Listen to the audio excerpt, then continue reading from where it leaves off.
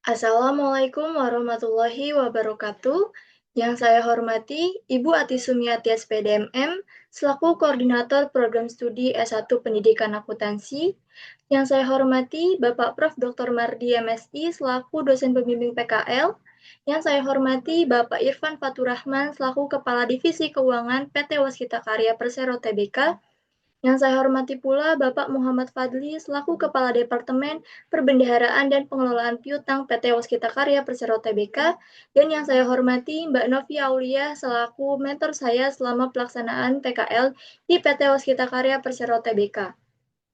Perkenalkan, nama saya Kayla Syahda Rahmania dengan NIM 17156230065 dari Program Studi S1 Pendidikan Akuntansi Fakultas Ekonomi dan Bisnis Universitas Negeri Jakarta. Pada kesempatan kali ini, saya akan mempresentasikan laporan praktik kerja lapangan yang telah saya laksanakan di PT Waskita Karya Persero Tbk, khususnya pada Divisi Keuangan, Departemen Perbendaharaan dan Pengelolaan Piutang. Sebelum saya mulai, izinkan saya menyampaikan gambaran umum mengenai apa saja yang akan saya presentasikan pada hari ini. Terdapat 12 topik utama yang akan saya bahas secara berurutan, yang dimulai dari latar belakang, tujuan PKL, manfaat PKL, dan metode pelaksanaan. Kemudian dilanjutkan dengan profil perusahaan dan struktur organisasi. Setelah itu, saya akan menjelaskan pelaksanaan PKL beserta kegiatan-kegiatan yang saya lakukan selama PKL berlangsung.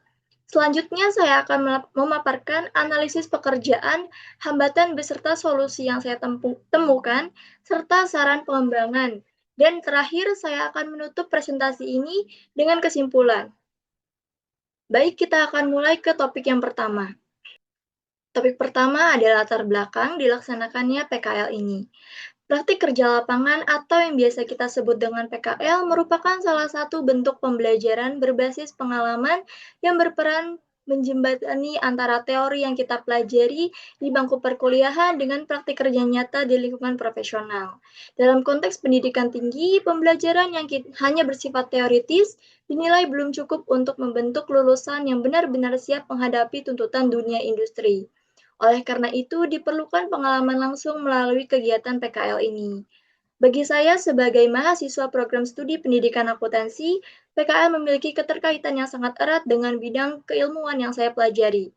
Pendidikan akuntansi tidak hanya menekankan pemahaman konsep secara teoritis, tetapi juga menuntut mahasiswanya untuk mampu memahami dan menerapkan proses pencatatan, pengelolaan dokumen transaksi, penyusunan laporan, pengelolaan kas, perpajakan, serta sistem administrasi keuangan secara langsung di lapangan. Atas dasar itulah, saya memilih PT Waskita Karya Persero Tbk sebagai tempat pelaksanaan PKL, khususnya pada Divisi Keuangan, Departemen Perbendaharaan dan Pengelolaan Piutang. Pemilihan tempat ini didasari oleh relevansinya yang sangat tinggi dengan kompetensi yang saya pelajari selama perkuliahan. Karena departemen ini berkaitan langsung dengan pengelolaan kas keluar, pembayaran vendor, pemindah bukuan, monitoring anggaran, serta administrasi piutang. Selanjutnya ada tujuan dan manfaat dari pelaksanaan PKL ini. Pelaksanaan PKL ini memiliki 5 tujuan utama. Yang pertama yaitu memperoleh pengalaman langsung mengenai proses kerja di bidang keuangan perusahaan. Yang kedua, menerapkan ilmu yang telah saya peroleh selama perkuliahan, terutama di bidang akuntansi, keuangan, perpajakan, dan pengelolaan data transaksi. Yang ketiga, meningkatkan keterampilan dalam mengolah data dan dokumen keuangan secara teliti, sistematis, dan akurat.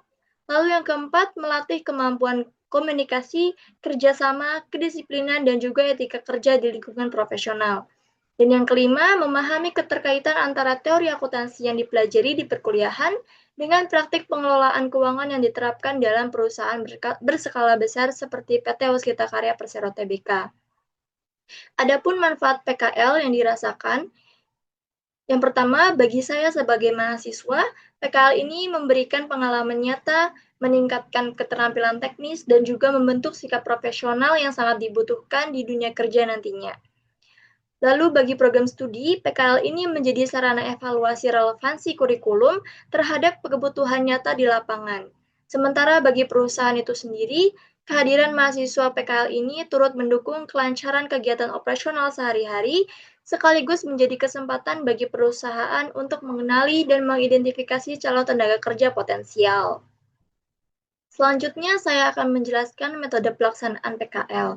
Pelaksanaan PKL ini dilalui melalui 3 tahap metode yang berkesinambungan. Yang pertama adalah tahap observasi. Pada tahap ini, saya melakukan pengamatan secara langsung untuk memahami lingkungan kerja, struktur organisasi, alur proses bisnis, serta sistem dan prosedur keuangan yang diterapkan di Departemen Perbendaharaan dan Pengelolaan Piutang. Observasi ini menjadi bekal penting sebelum saya terlibat langsung dalam pekerjaan operasional. Tahap kedua adalah partisipasi. Inilah tahap inti dari PKL, di mana saya terlibat langsung dalam berbagai kegiatan operasional perusahaan, mulai dari rekonsiliasi pengeluaran kas, entry dan rekapitulasi data, penyusunan dokumen pembayaran, pembuatan nota pemindah bukuan, hingga monitoring pagu anggaran. Seluruh kegiatan ini dilaksanakan di bawah bimbingan dan pengawasan pembimbing lapangan. Tahap ketiga adalah evaluasi. Pada tahap ini dilakukan penilaian menyeluruh terhadap kinerja saya selama PKL oleh pembimbing lapangan dan juga dosen pembimbing. Sebagai bentuk evaluasi akademik, saya juga menyusun laporan PKL yang memuat seluruh kegiatan, temuan, serta analisis selama pelaksanaan PKL berlangsung. Berikutnya saya akan menyampaikan profil singkat perusahaan tempat saya melaksanakan PKL. Saya melaksanakan PKL di PT Waskita Karya Persero Tbk yang beralamat di Jalan MT Haryono, Kaving nomor 10, Cawang, Jatinegara, Jakarta Timur, DKI Jakarta. PT Waskita Karya ini merupakan badan usaha milik negara atau BUMN yang bergerak di bidang industri, konstruksi, dan infrastruktur. Perusahaan ini didirikan pada 1 Januari 1961 yang awalnya merupakan perusahaan konstruksi milik pemerintah Hindia Belanda bernama Volker Enemings Maatschappies NV. Kemudian dinasionalisasi oleh pemerintah Indonesia melalui peraturan pemerintah nomor 62 tahun 1961. Seiring berjalannya waktu, Waskita Karya terus berkembang. Lalu pada tahun 1970, status badan usahanya ini berubah dari perusahaan negara menjadi perseroan. Kemudian pada tanggal 19 Desember tahun 2012, Waskita Karya resmi melaksanakan penawaran saham perdana atau IPO di Bursa Efek Indonesia dengan kode emiten WSKT, sehingga statusnya berubah menjadi perusahaan terbuka. Saat ini, PT Waskita Karya menjalankan usahanya melalui 3 segmen bisnis utama. Yang pertama ada segmen konstruksi yang mencakup gedung, sipil, jalan, sumber daya air, serta layanan EPC. Lalu yang kedua pada segmen investasi yang dijalankan melalui anak perusahaan di bidang properti, energi, dan juga jalan tol. Dan yang terakhir pada segmen industri yang mencakup produksi beton pracetak, serta fabrikasi baja dan material konstruksi. Selanjutnya saya akan menjelaskan struktur organisasi. Dalam laporan ini, struktur organisasi yang saya sajikan difokuskan pada divisi keuangan sebagai unit kerja tempat saya melaksanakan PKL. Di sini ada Direktur Keuangan sebagai posisi tertinggi, yaitu ada Bapak Wiwi Suprihatno, yang membawahi Kepala Divisi Keuangan, dibantu oleh Wakil Kepala Divisi Keuangan, dan Divisi Keuangan ini membawahi 3 departemen. Yang pertama ada Departemen Perencanaan Keuangan Perusahaan, lalu yang kedua ada Departemen Keuangan Perusahaan, dan yang ketiga ada Departemen Perbendaharaan dan Pengelolaan Piutang, di mana Departemen Perbendaharaan dan Pengelolaan Piutang ini merupakan tempat saya melaksanakan PKL.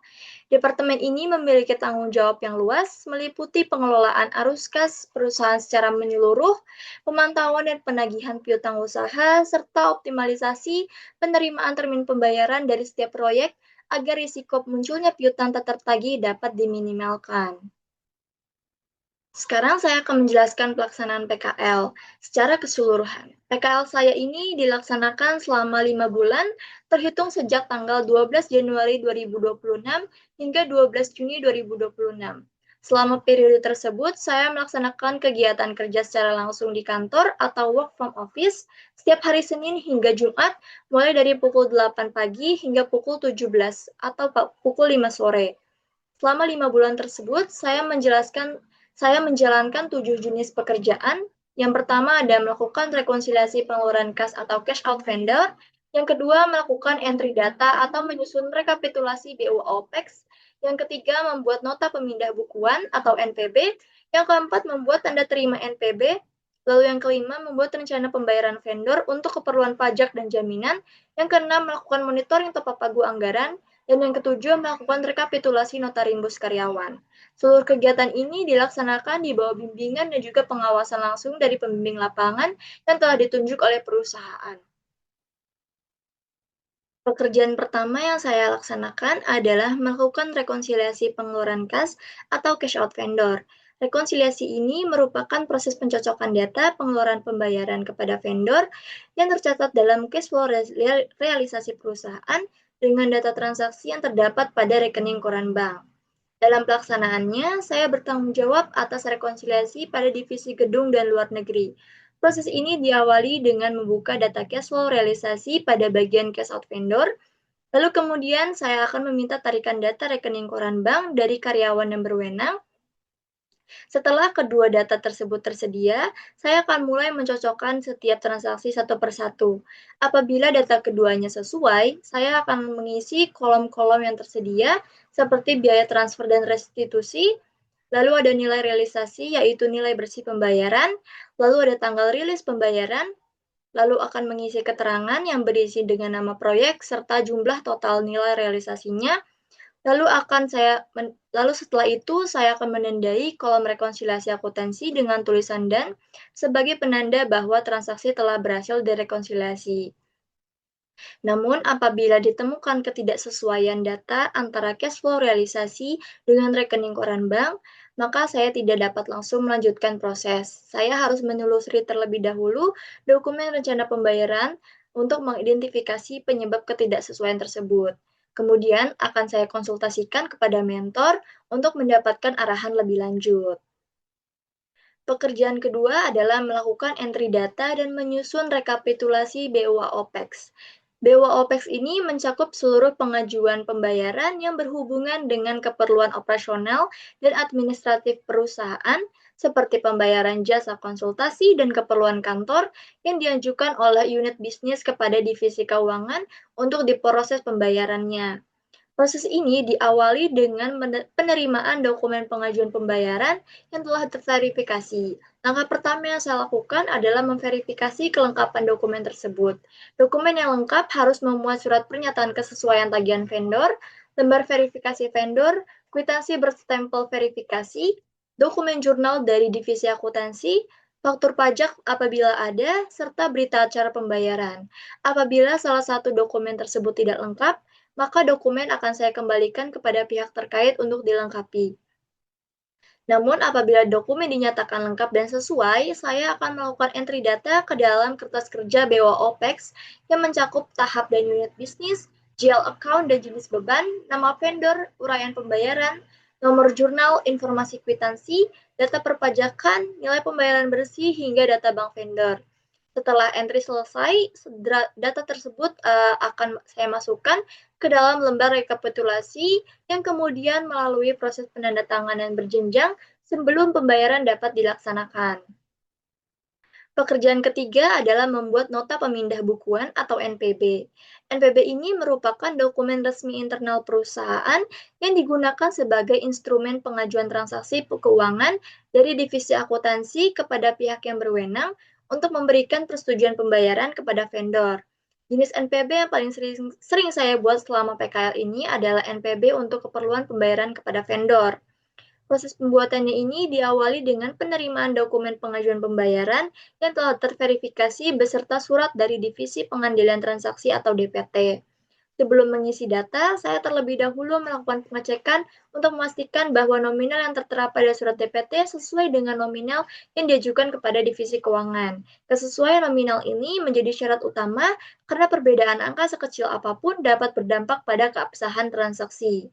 Setelah nominal dinyatakan sesuai, saya akan mengisi data ke dalam format NPB berbasis Microsoft Excel yang mencakup asal rekening bank, tujuan rekening dan bank, milik vendor, lalu ada nominal pembayaran, keterangan transaksi, mekanisme pembayaran melalui CMS Internet Banking, serta nomor dan tanggal surat DPT. Setelah semua data terisi, dan diperiksa kembali, dokumen NPB ini kemudian dicetak dengan kop resmi perusahaan untuk kemudian dijadikan dokumen yang memerlukan otorisasi dari pihak direksi. Pekerjaan yang keempat adalah membuat tanda terima dari nota pemindah bukuan atau NPB. Nah, tanda terima nota NPB, nota pemindah bukuan ini merupakan dokumen resmi yang digunakan sebagai bukti serah terima nota pemindah bukuan dari divisi keuangan untuk selanjutnya diteruskan ke proses otorisasi direksi operasi dan juga direksi keuangan guna dimintai persetujuan pembayaran. Proses pembuatannya diawali dengan penerimaan dokumen NPB yang telah terverifikasi sebelumnya, lalu saya kemudian akan membuka format tanda terima yang telah disediakan perusahaan dalam Microsoft Excel dan mengisinya dengan data yang diperlukan, meliputi ID proyek, nama proyek, divisi pengaju,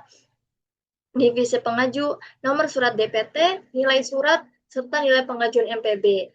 Nilai surat dan nilai pengajuan MPB ini bisa sama maupun berbeda, tergantung apakah pembayaran tersebut dilakukan sekaligus atau secara bertahap atau yang biasa kita sebut dengan angsuran. Setelah data diisi dan diperiksa kebenarannya, data tersebut disalin ke dalam rekap monitoring yang berfungsi sebagai catatan bagi sekretaris divisi keuangan untuk mencatat tanggal dokumen tersebut naik ke direksi dan tanggal dokumen tersebut kembali turun setelah proses otorisasi selesai. Dokumen tanda terima ini kemudian dicetak dan dimintai tanda tangan kepada pengirim dokumen sebagai bukti serah terima yang sah. Pekerjaan kelima adalah membuat rencana pembayaran vendor untuk keperluan pajak dan jaminan. Rencana bayar atau RB ini merupakan dokumen internal yang digunakan oleh divisi keuangan sebagai instrumen perencanaan dan pengajuan pembayaran kepada vendor. Dokumen ini berfungsi sebagai dasar persetujuan pembayaran yang harus melalui serangkaian validasi dan penandatanganan oleh pejabat berwenang sebelum transaksi dapat dieksekusi. Proses pembuatannya ini diawali dengan penerimaan dokumen tagihan pembayaran vendor yang telah terverifikasi. Lalu, sebelum mengisi template rencana bayarnya, saya terlebih dahulu melakukan pengecekan untuk memastikan kesesuaian antara nilai yang tercantum di surat DPT dengan angka yang ada di divisi keuangan. Jika ditemukan ketidaksesuaian, data tersebut harus diperbaiki terlebih dahulu sebelum proses pengisian dilanjutkan. Apabila data telah dinyatakan sesuai, saya akan langsung mengisi format rencana bayar berbasis Microsoft Excel yang mencakup ID proyek, nama proyek, dan divisi. Lalu ada nomor surat DPT serta data vendor seperti nama vendor, jurnal hutang, nomor dan tanggal kwitansi, juga nilai pengajuan pembayarannya. Setelah dokumen selesai diisi dan dicetak, dokumen tersebut diserahkan kepada kasir untuk proses penandatanganan berjenjang, dimulai dari kepala departemen perbendaharaan hingga kepala divisi keuangan sebelum pembayaran dapat dilaksanakan. Pekerjaan yang keenam adalah melakukan monitoring topa pagu anggaran. Nah, pagu anggaran ini merupakan batas maksimal dana yang dialokasikan oleh perusahaan kepada setiap divisi proyek untuk membiayai kegiatan operasional maupun pembayaran kepada vendor dalam periode tertentu. Pengajuan topa pagu ini merupakan pagu khusus di luar pagu reguler yang telah ditetapkan sebelumnya. Monitoring ini dilakukan untuk memastikan bahwa setiap pengajuan topa pagu dari masing-masing divisi proyek telah terrealisasi pembayarannya kepada vendor. Proses monitoring ini diawali dengan membuka dua sumber data utama, yaitu data cash flow realisasi dan data rekap topa pagu anggaran. Pemeriksaan ini dilakukan dengan berpacu pada nomor surat DPT yang terdapat dalam data rekap topa pagu. Nomor tersebut kemudian saya cocokkan dengan data yang ada di dalam cash flow realisasi. Apabila nomor surat DPT tidak ditemukan di dalam cash flow realisasi, dapat disimpulkan bahwa pengajuan tersebut belum dibayarkan kepada vendor. Sebaliknya, apabila surat DPT ditemukan dan nominalnya sesuai, maka pengajuan topa pagu tersebut telah terrealisasi. Setelah status pembayaran dinyatakan sesuai, saya akan mengisi kolom nilai realisasi, tanggal realisasi, selisih antara nilai pengajuan dengan realisasi, serta status pembayaran yang secara otomatis menampilkan keterangan sesuai, kurang atau lebih berdasarkan formula yang telah ditetapkan. Pekerjaan terakhir adalah melakukan rekapitulasi nota rimbus karyawan. Nah, nota rimbus ini merupakan bukti pengeluaran berupa nota atau kwitansi fisik yang dikumpulkan oleh karyawan sebagai dasar pengajuan penggantian biaya yang telah dikeluarkan secara pribadi untuk keperluan perusahaan. Proses rekapitulasi ini diawali dengan penerimaan seluruh nota fisik dari karyawan yang mengajukan penggantian biaya. Lalu nota-nota tersebut akan saya klasifikasikan berdasarkan jenis bebannya masing-masing. Nota makan dan nota transportasi diklasifikasikan ke dalam beban rumah tangga, lalu nota keperluan rapat ke dalam beban rapat kerja, lalu ada nota pembelian perlengkapan kantor ke dalam beban perlengkapan kantor. Klasifikasi ini sangat penting agar setiap pengeluaran dapat dicatat sesuai dengan pos anggaran yang tepat. Lalu setelah diklasifikasikan, nota-nota tersebut saya urutkan berdasarkan tanggal dari yang terlama hingga terbaru dalam setiap kategori beban. Selanjutnya, data diinput ke dalam format rekapitulasi perusahaan yang mencakup subkategori beban dan nomor jurnalnya, lalu ada tanggal nota, keterangan keperluan pengeluaran, serta nominal yang tercantum pada nota. Setelah seluruh data berhasil diinput dan diverifikasi kebenarannya, file rekapitulasi ini akan saya kirimkan kepada kasir untuk ditindaklanjuti dengan proses pembayaran penggantian biaya kepada karyawan. Selanjutnya, saya akan memaparkan analisis dari pekerjaan-pekerjaan yang telah saya laksanakan. Secara keseluruhan, seluruh pekerjaan yang saya lakukan selama PKL ini mencerminkan penerapan nyata dari konsep-konsep akuntansi yang telah saya pelajari selama perkuliahan. Analisis pertama yaitu ada rekonsiliasi pengeluaran cash out vendor, di mana rekonsiliasi kas ini merupakan salah satu prosedur akuntansi yang paling fundamental dalam pengelolaan keuangan perusahaan. Rekonsiliasi bank ini merupakan suatu proses pencocokan data saldo kas menurut catatan perusahaan dengan saldo kas menurut laporan bank pada suatu tanggal tertentu, sehingga perbedaan yang terjadi dapat diidentifikasi dan diselesaikan. Dalam pelaksanaan PKL ini, praktikan bertanggung jawab atas rekonsiliasi cash out vendor pada divisi gedung dan luar negeri, yaitu mencocokkan data pengeluaran yang tercatat dalam cash flow realisasi perusahaan dengan data transaksi yang terdapat pada rekening koran bank.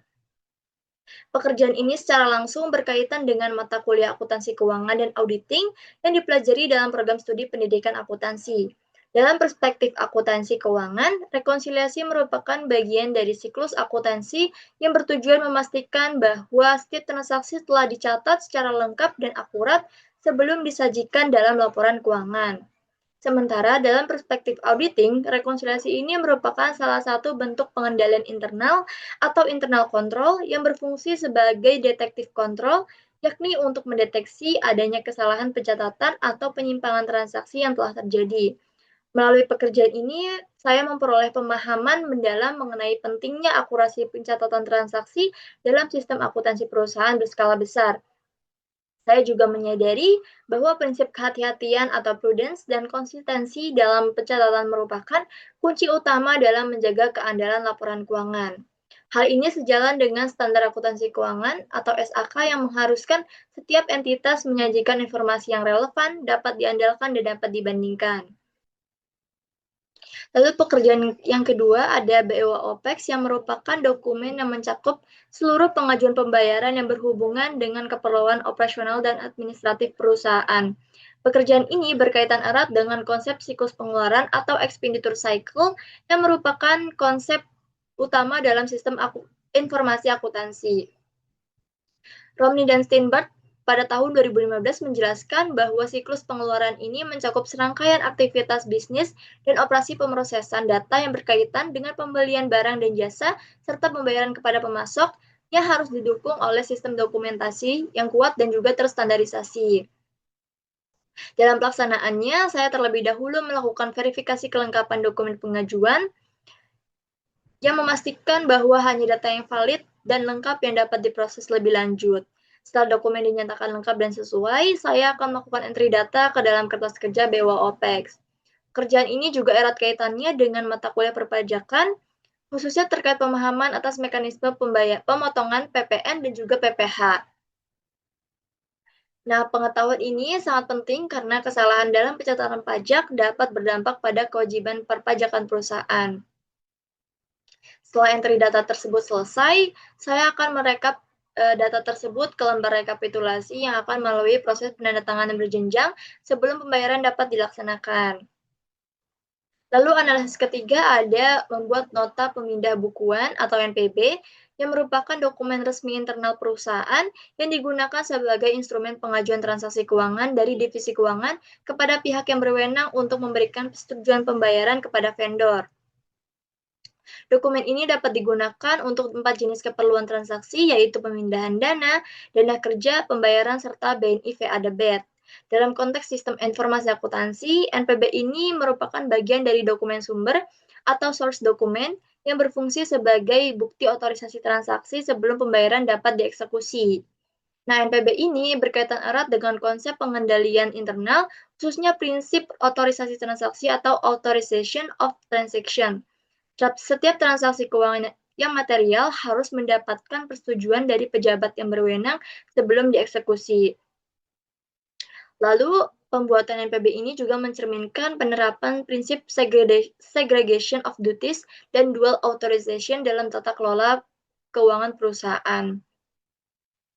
Lalu ada analisis yang keempat, yaitu pembuatan tanda terima nota pemindah bukuan yang merupakan dokumen resmi yang digunakan sebagai bukti serah terima nota pemindah bukuan dari divisi keuangan untuk selanjutnya diteruskan ke proses otorisasi direksi operasi dan juga direksi keuangan. Dalam sistem akuntansi, dokumen tanda terima ini termasuk dalam dokumen pendukung atau supporting dokumen yang berfungsi sebagai bukti bahwa suatu dokumen telah berpindah tangan secara resmi antara satu pihak dengan pihak lainnya. Keberadaan dokumen ini juga penting dalam menciptakan jejak audit atau audit trail yang memadai. Konsep audit trail ini merupakan salah satu aspek krusial dalam informasi akuntansi yang baik. Menurut HAL tahun 2016, audit trail ini adalah catatan yang memungkinkan auditor untuk menelusuri setiap transaksi dari dokumen sumber hingga ke laporan keuangan juga sebaliknya. Nah, tanda terima NPB ini berperan sebagai salah satu bagian dari audit trail tersebut, karena dokumen ini mencatat kapan NPB dikirimkan ke direksi dan kapan dokumen tersebut akan kembali ke divisi keuangan setelah proses otorisasi selesai.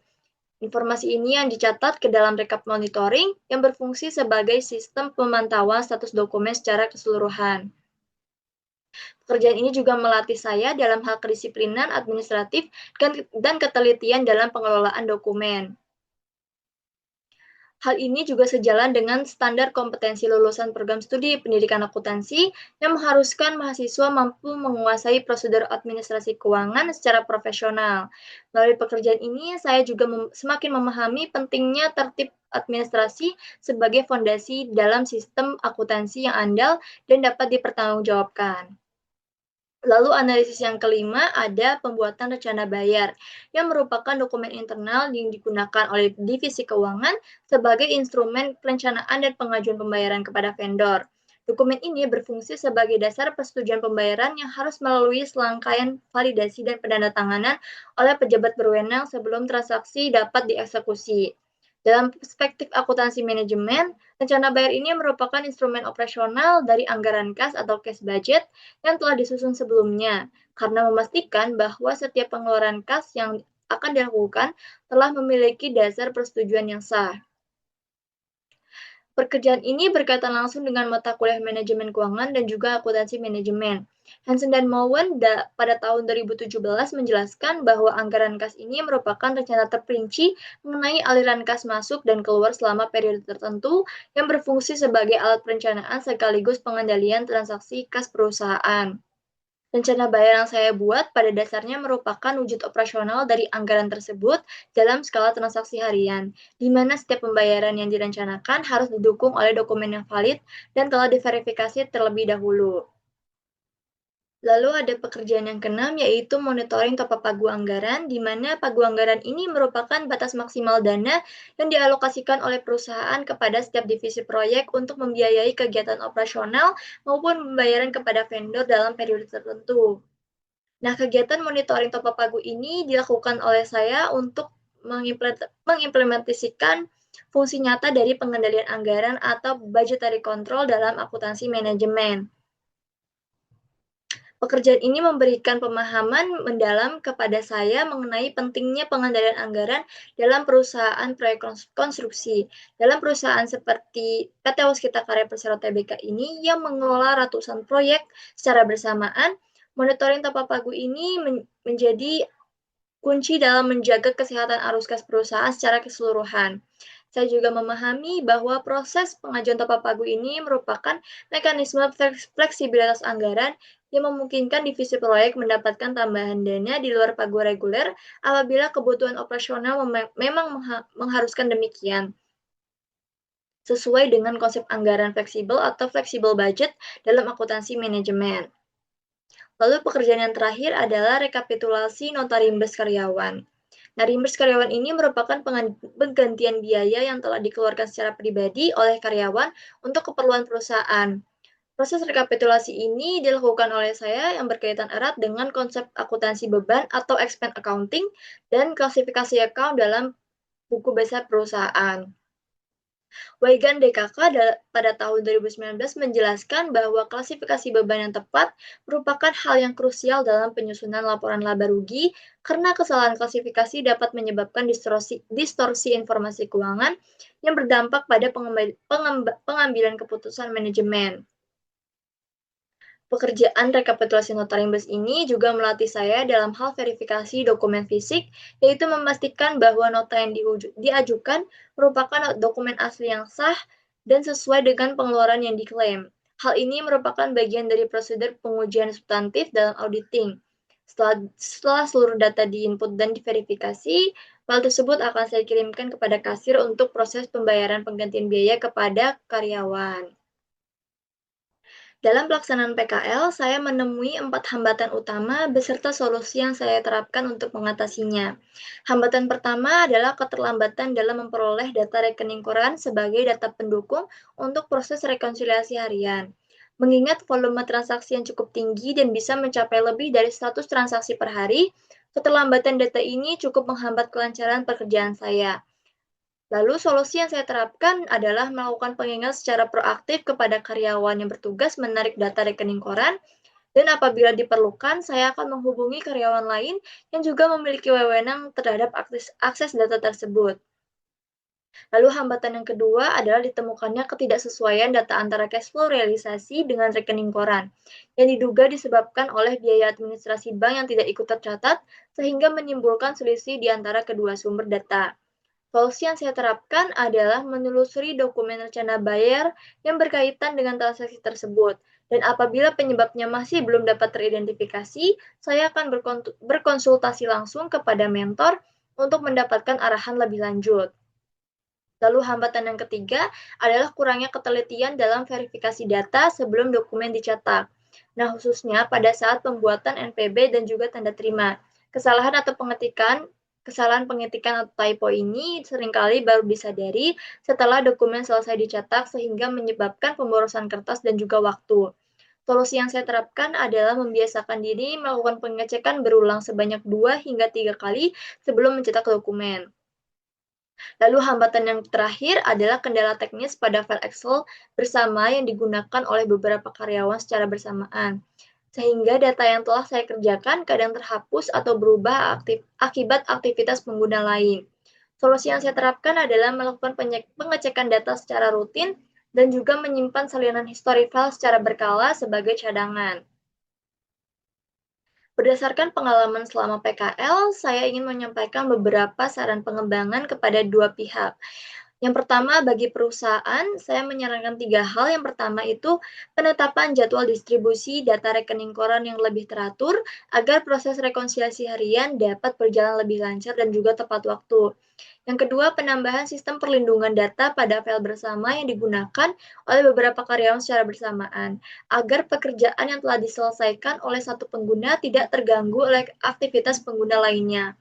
Dan yang terakhir, penyediaan program orientasi yang lebih terstruktur bagi mahasiswa PKL sejak hari pertama, sehingga proses adaptasi terhadap alur kerja dan budaya perusahaan dapat berlangsung lebih cepat dan juga efisien.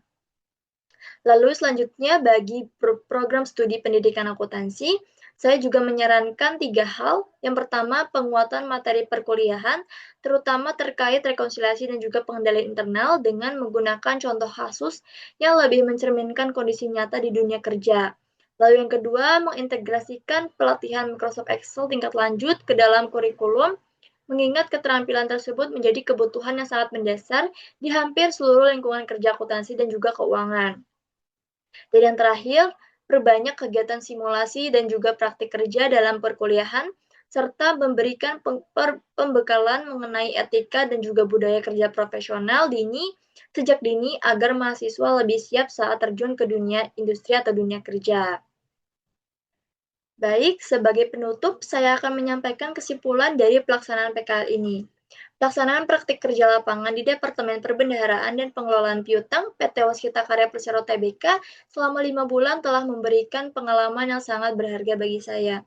Melalui keterlibatan langsung dalam 7 kegiatan operasional keuangan perusahaan, saya dapat memahami secara nyata bagaimana konsep-konsep akuntansi yang telah saya pelajari selama perkuliahan diterapkan di lingkungan kerja profesional. Saya juga memperoleh pemahaman mendalam mengenai pentingnya sistem pengendalian internal, mulai dari proses verifikasi dokumen hingga mekanisme otorisasi pembayaran secara berjenjang yang menjadi fondasi tata kelola keuangan di perusahaan berskala besar. Meskipun terdapat berbagai hambatan selama pelaksanaan PKL, seluruhnya dapat diatasi dengan baik melalui sikap proaktif, komunikasi yang efektif, dan juga bimbingan dari mentor lapangan. Secara keseluruhan, PKL ini telah memberikan manfaat yang besar dalam membentuk kesiapan saya untuk memasuki dunia kerja di bidang akuntansi dan keuangan. Saya berharap pengalaman yang saya peroleh ini dapat menjadi bekal yang berharga, tidak hanya bagi diri saya, tetapi juga dapat memberikan masukan yang bermanfaat bagi program studi dan perusahaan ke depannya. Demikianlah presentasi laporan praktik kerja lapangan yang dapat saya sampaikan. Saya mengucapkan terima kasih yang sebesar-besarnya kepada Bapak Ibu dosen, dan juga saya mengucapkan terima kasih kepada dosen pembimbing saya, yaitu Bapak Prof. Dr. Mardi MSI, atas segala bimbingan dan arahannya selama ini, dan juga kepada Mbak Novia Aulia selaku mentor saya di lapangan. Kurang lebihnya mohon maaf. Terima kasih. Wassalamualaikum warahmatullahi wabarakatuh.